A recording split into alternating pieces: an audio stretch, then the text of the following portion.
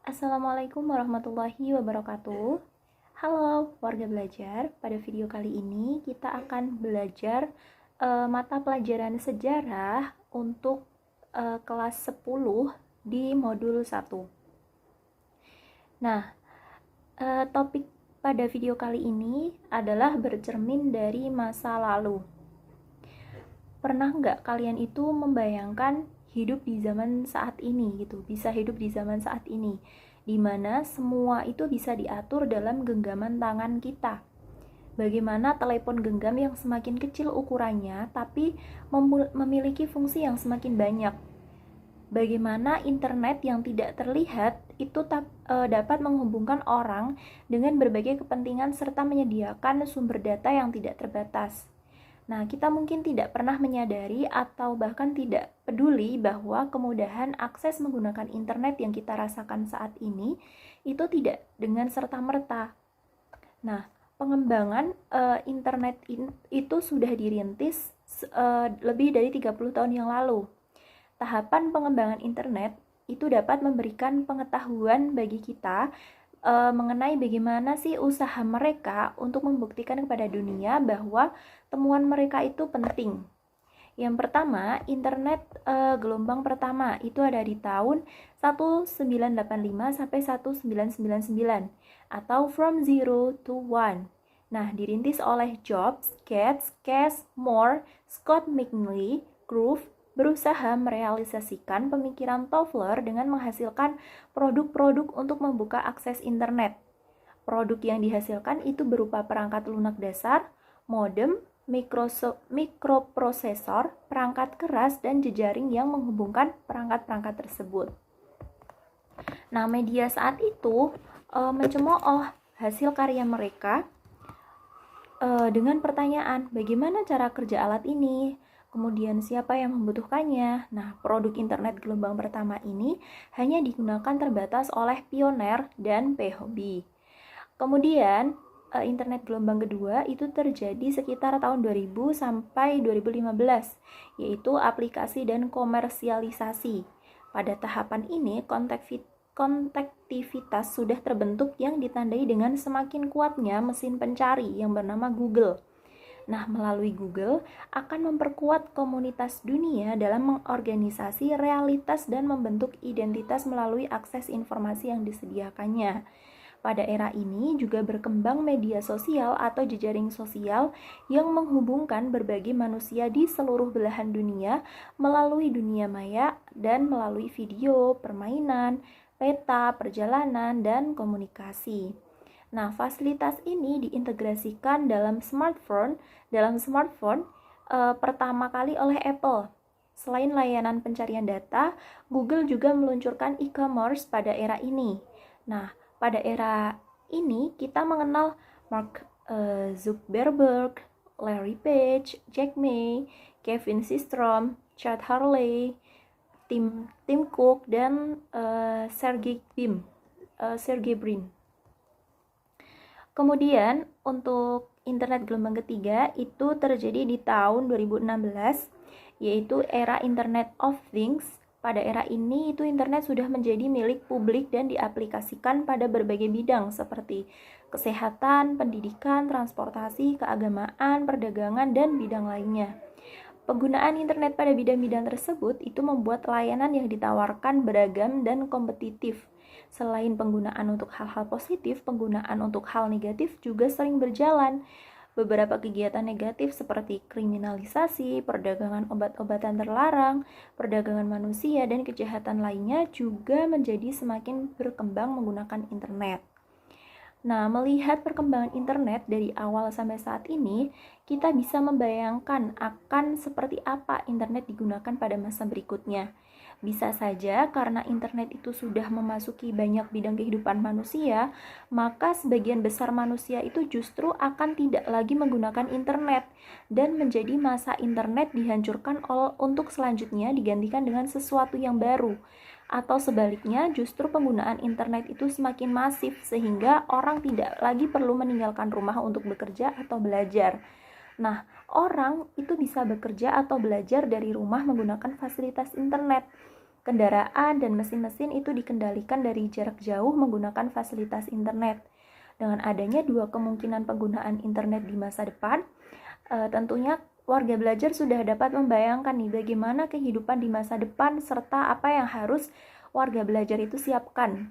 Nah, jika masa depan itu adalah era kehancuran internet, maka kehidupan masa depan itu akan kembali seperti masa lalu di tahun 1980-an, yaitu ketika internet belum ada. Maka, di sini kita harus menyiapkan diri untuk dapat bekerja dengan menggunakan tenaga secara lebih efisien. Sebaliknya, bila masa depan itu adalah keberlanjutan era Internet of Things, maka kita harus mulai menyiapkan diri juga untuk lebih mengasah kemampuan analisis dan bernalar serta mempelajari teknologi yang lebih canggih agar dapat menjadi orang yang mengendalikan internet sesuai dengan kebutuhan kita dan bukan menjadi orang yang dikendalikan oleh internet. Kemudian, dalam sejarah penting memahami alur kejadian suatu peristiwa itu didasarkan oleh urutan waktu yang dikenal dengan diakronis, yang artinya itu memanjang dalam waktu tetapi terbatas dalam ruang atau tempat. Contoh perkembangan internet yang sudah saya jelaskan itu adalah contoh diakronis bila diasumsikan semua peristiwa dalam urutan waktu tersebut itu terjadi di tempat tinggal pada pendirinya. Namun bisa juga dianggap sebagai suatu peristiwa sinkronis karena pada saat internet ini digunakan oleh semua orang maka tidak ada lagi batasan ruang. Nah, sebenarnya konsep diakronis dan sinkronis dalam mempelajari sejarah itu tidak dapat dipisahkan kajiannya karena semuanya itu dapat saling terikat. Nah, mempelajari sejarah selalu berkaitan dengan kondisi kita saat ini. Bagaimana sejarah masa lalu dapat membangun kehidupan kita masa kini, dan selanjutnya kita dapat digunakan sebagai pijakan untuk menyiapkan masa depan. Ada beberapa peristiwa yang selalu terjadi berulang pada sejarah, misalnya siklus hidup manusia dari lahir sampai usia tua dan meninggal dunia. Maka kita sudah dapat menentukan posisi kita saat ini itu ada di usia berapa, lalu tahapan apa yang akan kita lalui selanjutnya, dan bagaimana sih kita harus menyiapkan kebutuhan di tahapan usia tersebut. Selanjutnya, apa sih sejarah itu? Sejarah itu berasal dari kata syajaratun dalam bahasa Arab yang artinya itu pohon. Nah, pohon di sini itu diartikan sebagai pohon keluarga atau asal usul atau silsilah atau adanya suatu kejadian, perkembangan tentang suatu peristiwa secara berkesinambungan. Nah, sejarah itu menurut para ahli itu didefinisikan beberapa pengertian, ya, ada beberapa pengertian. Yang pertama itu menurut Ruslan Abdul Ghani, sejarah adalah salah satu bidang ilmu yang meneliti dan menyelidiki secara sistematis keseluruhan perkembangan masyarakat serta kemanusiaan di masa lampau beserta segala kejadian-kejadiannya, dengan maksud untuk menilai secara kritis seluruh hasil penelitiannya untuk dijadikan perbendaharaan pedoman bagi penilaian dan penentuan keadaan masa sekarang serta arah progres masa depan. Nah, ilmu sejarah itu ibarat penglihatan 3 dimensi. Yang pertama, penglihatan ke masa silam, kedua, ke masa sekarang, dan ketiga, ke masa yang akan datang. Atau dengan kata lain, dalam penyelidikan masa silam itu tidak dapat melepaskan diri dari kenyataan-kenyataan masa sekarang yang sedang dihadapi dan sedikit banyak tidak dapat kita melepaskan diri dari perspektif masa depan. Kemudian, menurut Muhyamin, sejarah itu ialah suatu ilmu pengetahuan yang disusun atas hasil penyelidikan beberapa peristiwa yang dapat dibuktikan dengan kenyataan. Kemudian, menurut Thomas Carrico, sejarah itu adalah peristiwa masa lampau yang mempelajari biografi orang-orang terkenal. Mereka itu adalah penyelamat pada zamannya, sehingga mereka itu merupakan orang-orang besar yang pernah dicatat sebagai peletak dasar sejarah. Yang keempat, itu menurut Herodotus yang menyatakan bahwa sejarah itu tidak berkembang ke arah depan dengan tujuan yang pasti, melainkan bergerak seperti garis lingkaran yang tinggi rendahnya itu diakibatkan oleh keadaan manusia. di mana Herodotus ini merupakan ahli sejarah pertama dunia berkebangsaan Yunani, the father of history atau dikenal dengan bapak sejarah. Kemudian yang kelima itu menurut Ibnu Khaldun mengatakan bahwa sejarah itu sebagai catatan tentang masyarakat umat manusia atau peradaban dunia, tentang perubahan-perubahan yang terjadi pada watak masyarakat itu.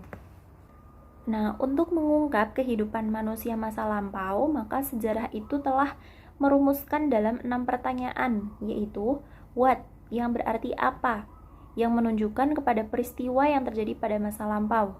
Yang kedua, who, siapa, yang menunjukkan tentang tokoh atau orang yang terlibat dalam peristiwa. Yang ketiga, when, atau kapan, menunjuk waktu terjadinya peristiwa tersebut.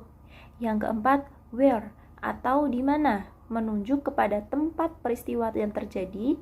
Kemudian yang kelima, how, atau bagaimana, menunjuk kepada proses terjadinya peristiwa tersebut. Dan yang keenam ada why, atau mengapa, menunjuk kepada keterkaitan sebab akibat peristiwa tersebut.